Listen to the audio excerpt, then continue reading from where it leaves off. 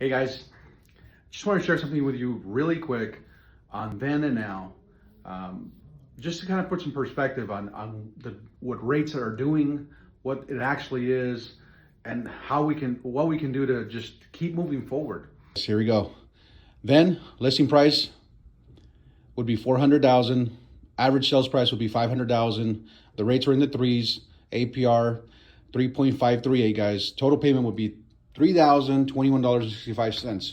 This includes your principal and interest, your taxes, insurance, the whole thing, okay? Now, this is what we're looking at now. Listing price $400,000, sales price is $400,000. The rates, yeah, they're in the sixes. APR 6.537, guys.